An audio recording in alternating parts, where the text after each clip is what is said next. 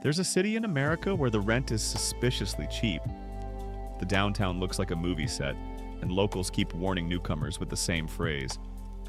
Just wait until winter, or summer, or until you need a hospital at 2 a.m. and realize the nearest one is 90 minutes away, through mountain roads that haven't seen a plow truck since the Obama administration. We've all seen those best places to move lists.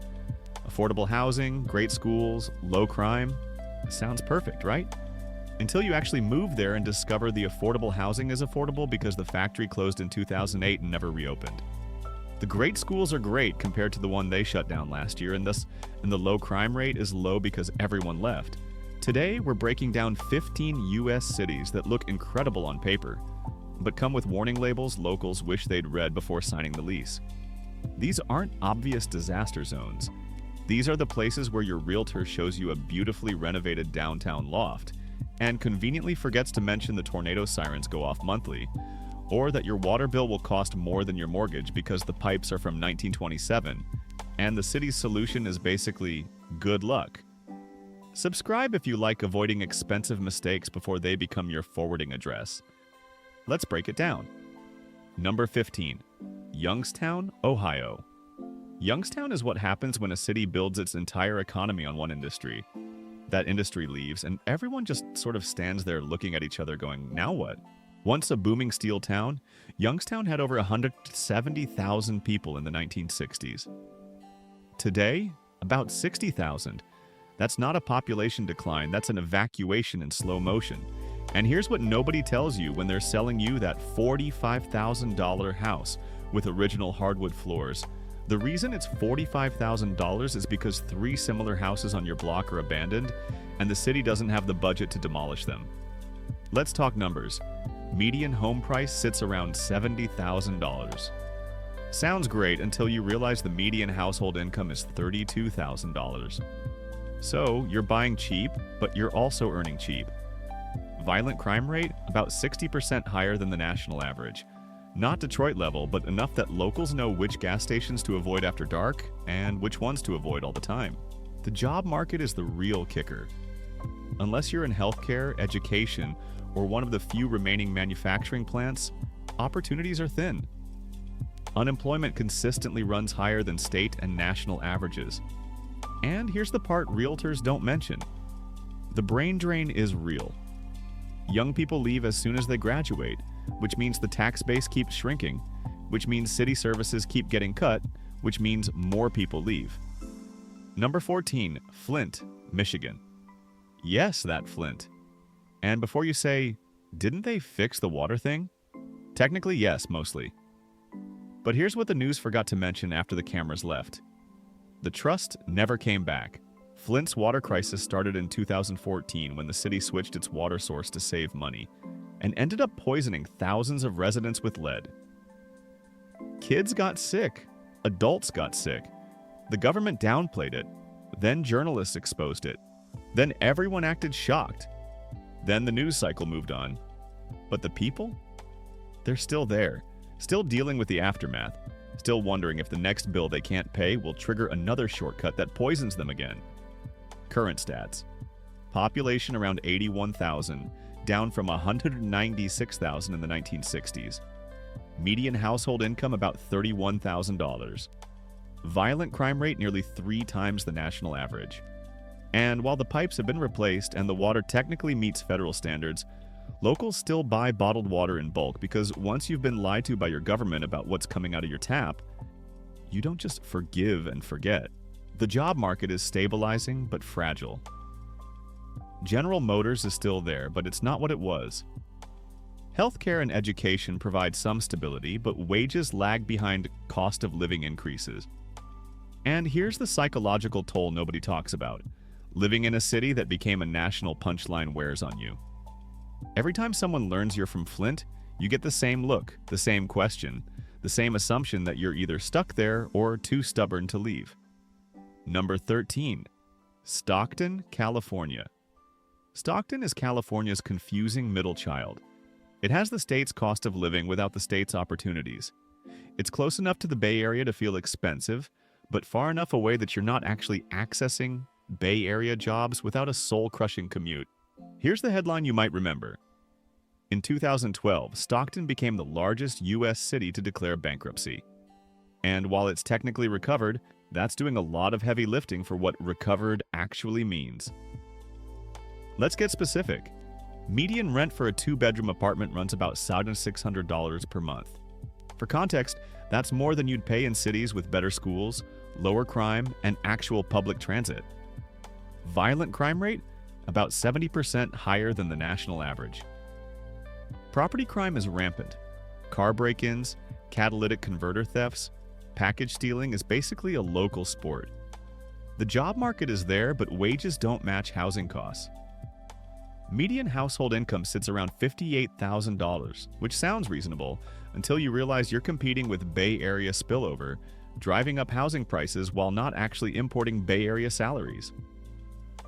You get California prices with Central Valley wages. That's not a deal, that's a math problem you can't solve. Stockton also has some of the worst air quality in the nation thanks to its location in the San Joaquin Valley. Summers are brutal. 110-degree heat that makes you question every life decision that brought you to a place where your steering wheel becomes a torture device. And the traffic. Oh, the traffic. Highway 99 is a rolling parking lot during commute hours, and if you're thinking you'll just work remotely, good luck finding neighborhoods with reliable internet that don't also have weekly shootings. Here's what realtors won't tell you. Stockton has been up and coming for about 15 years. The Arts District is cute for exactly 3 blocks. The waterfront has potential the way a lottery ticket has potential. Meanwhile, actual residents are dealing with underfunded schools, rising homelessness, and the constant feeling that they're paying San Francisco rent to live in not San Francisco. Number 12. Baton Rouge, Louisiana. Baton Rouge looks great when you visit during a football weekend. LSU game day, everybody's happy, the food is incredible, the weather's perfect. Then you move there and realize game day is the only day anything works properly. Let's start with the obvious. Louisiana ranks last or near last in almost every quality of life metric. Education, healthcare, infrastructure, incarceration rates. Pick a category, Louisiana is losing. And Baton Rouge, as the capital, somehow manages to embody all of this while also being more expensive than you'd expect.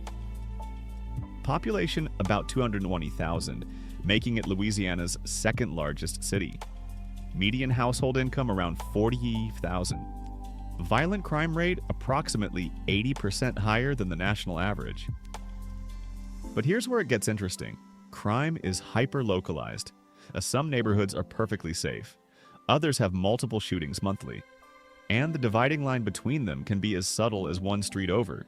The job market is stable if you're in petrochemical, government, or healthcare. For everyone else, it's a hustle.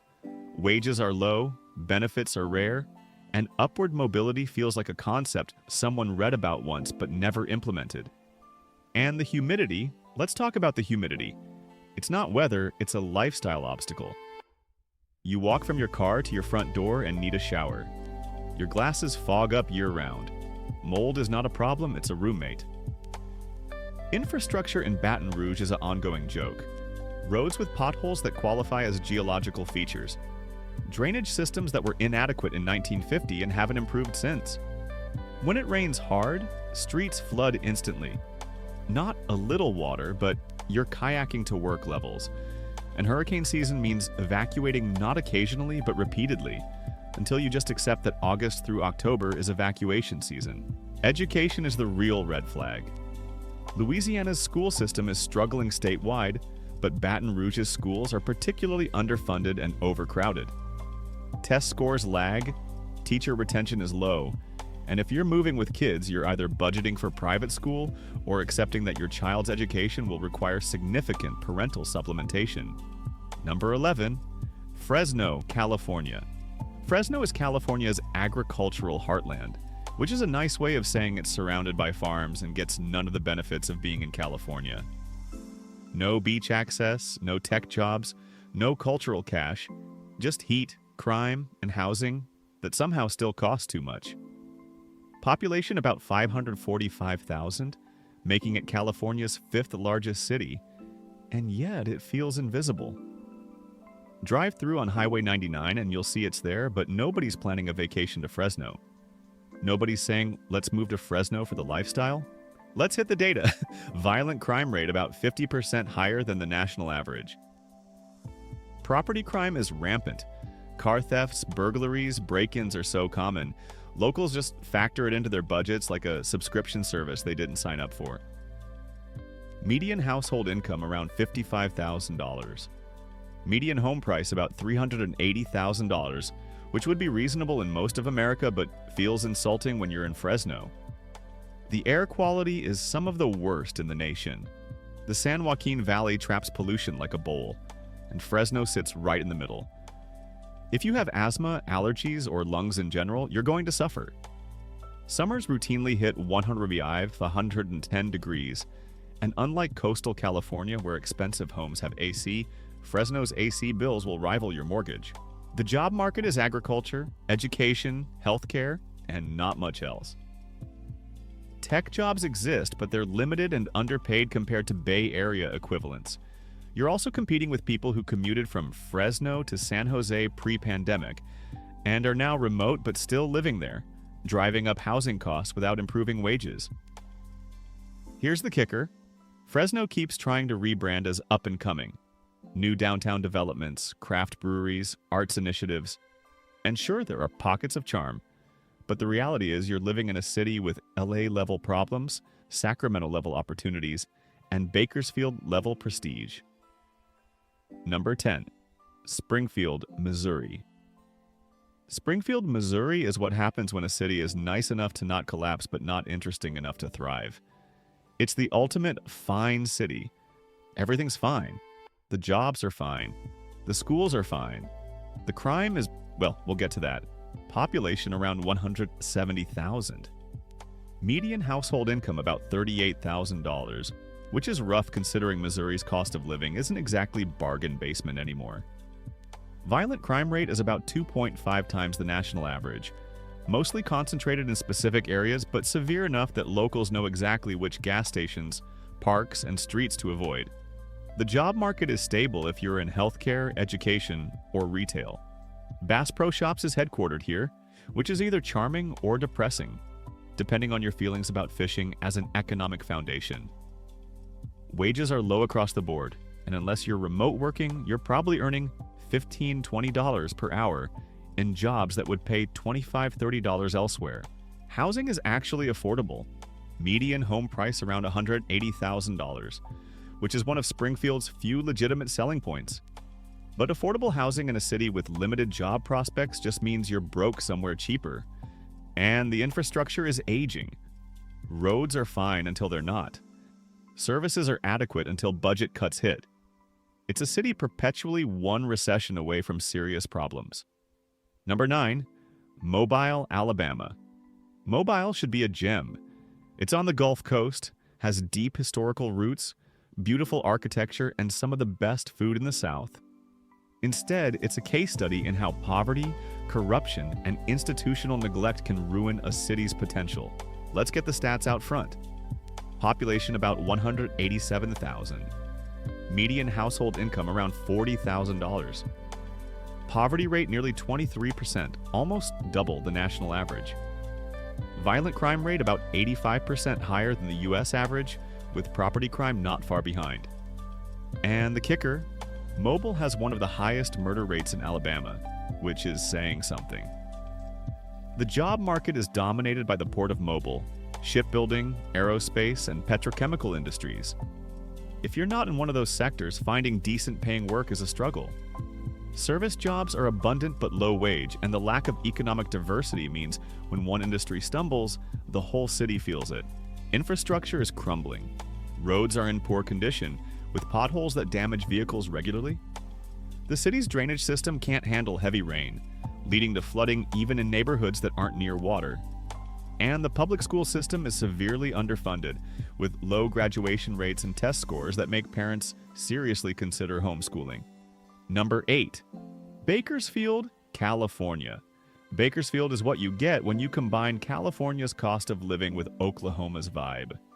It's expensive without being nice, hot without being beachy, and culturally, Well, let's just say if you're moving from LA or San Francisco expecting California energy, you're in for a rough adjustment. Population about 410,000. Median household income around $66,000, which sounds decent until you see the median home price at $360,000.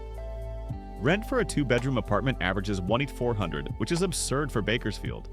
You're paying California prices for Central Valley amenities. The air quality is atrocious, consistently ranked among the worst in the nation.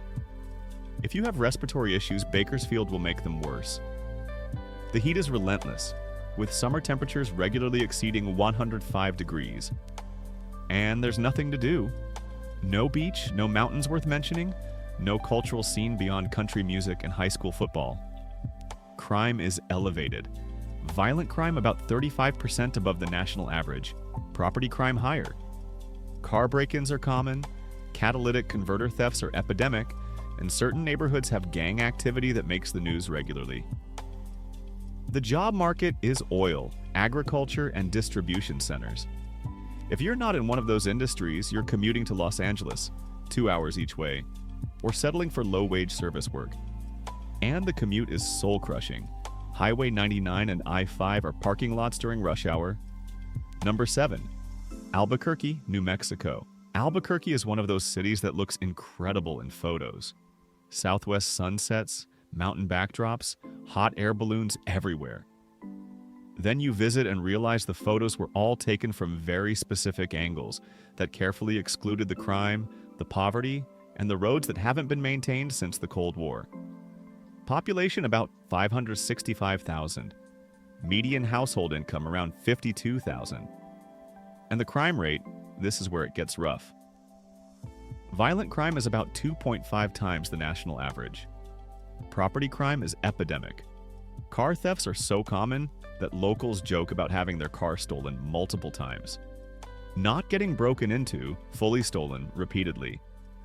Albuquerque leads the nation in car thefts per capita.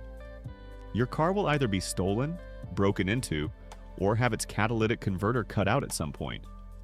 It's not if, it's when. And the police are overwhelmed, understaffed, and largely ineffective at preventing or solving these crimes. The homeless population is significant and visible throughout the city. Encampments line I-40, Central Avenue, and numerous parks. It's a complex issue tied to poverty, addiction, and inadequate social services. But as a resident, it means aggressive panhandling, property crime, and a general sense of disorder. Housing is relatively affordable by Western standards.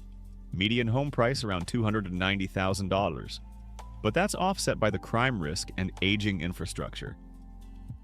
Many neighborhoods have beautiful Adobe-style homes that are falling apart because owners can't afford upkeep or are waiting to sell and escape.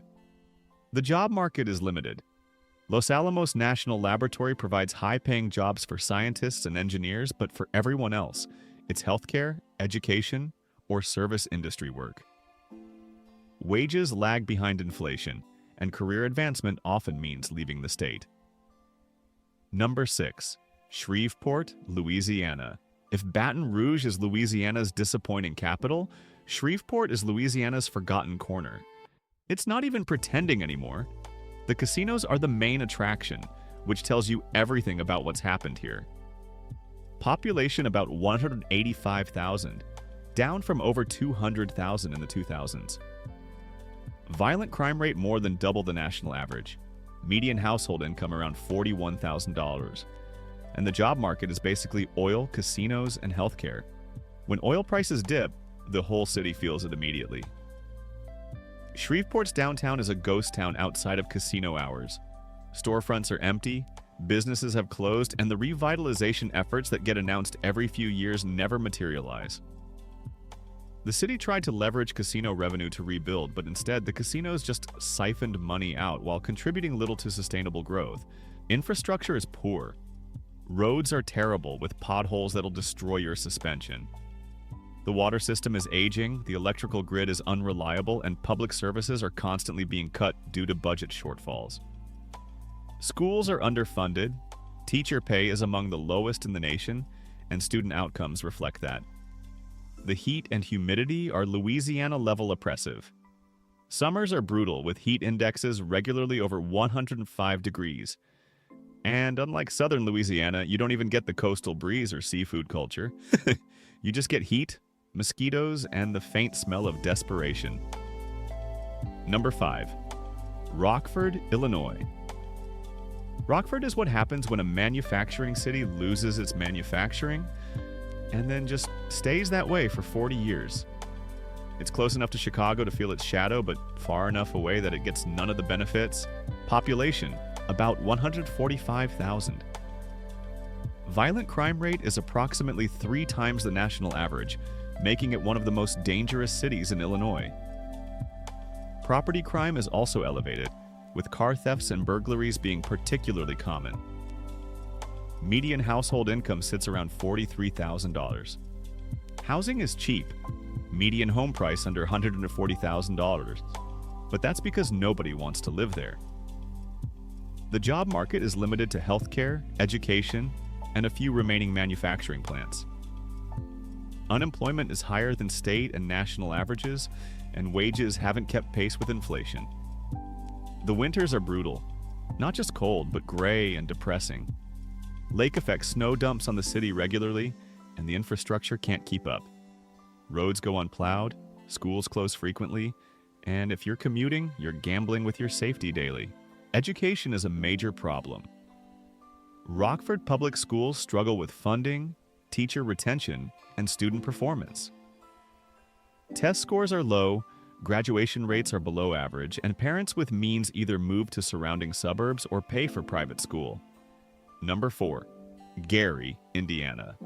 We mentioned Gary earlier in competitor analysis, so I'll keep this focused and not repeat. Gary's inclusion at number 4 reflects its severity. Population collapse from 180,000 to 66,000, violent crime 3.6x national average, and infrastructure that's beyond repair. Houses sell for $20,000 and still sit empty because the hidden costs, security, maintenance, isolation, make them untenable. It's less a city and more a monument to industrial decline that nobody's bothered to take down. Number 3. Camden, New Jersey. Camden is what happens when a city gets so bad for so long that even the people trying to help start giving up. For years, Camden held the dubious distinction of being the most dangerous city in America. And while recent years have shown some improvement, the damage is deep. Population, about 71,000. Poverty rate is approximately 36%, meaning more than 1 in 3 residents live below the poverty line. Violent crime has decreased from its peak but remains about double the national average. The city disbanded its police force in 2013 and replaced it with a county force, which helped reduce crime but created trust issues that persist. Median household income is around $29,000. The job market is essentially Philadelphia's overflow. People commute out for work because there's nothing in Camden. The city itself has no major employers, no commercial base, and entire neighborhoods that look abandoned. Number 2. East St. Louis, Illinois. East St. Louis is the city that keeps appearing on most dangerous lists and never seems to leave. It's been struggling for so long that the struggle is its identity now. Population around 18,000, down from over 82,000 in 1950. Let that sink in. The city lost 78% of its population. Violent crime rate is more than 7 times the national average. Murder, assault, robbery are all significantly elevated. Property crime is rampant. Median household income is about $25,000. Poverty rate near 40%. The job market is virtually non-existent within city limits. Most people who work commute to St. Louis, but many don't have reliable transportation, which traps them in unemployment. The schools are in emergency mode, buildings are old, resources are limited, and student outcomes are among the worst in Illinois. The city has trouble attracting and retaining teachers, and students are dealing with poverty and trauma that make education a low priority. Number 1. Detroit, Michigan. Detroit. You knew it was coming. And before anyone jumps in with, "But it's making a comeback," parts of it are. Small parts. The rest is still dealing with decades of decline, depopulation, and disinvestment. The population peaked at 1.8 million in 1950. Today, it's around 630,000. That means Detroit lost over 1 million residents. An entire major city's worth of people just vanished. And they left behind empty houses, abandoned factories, and infrastructure designed for a population 3 times its current size. The numbers are staggering. The poverty rate is about 35%. Median household income around $34,000. Violent crime rate more than 5 times the national average. Property crime is also elevated, with carjacking being particularly problematic. The city declared bankruptcy in 2013, the largest municipal bankruptcy in U.S. history. While it technically emerged, the effects linger. Services are limited, response times are slow, and entire neighborhoods feel forgotten.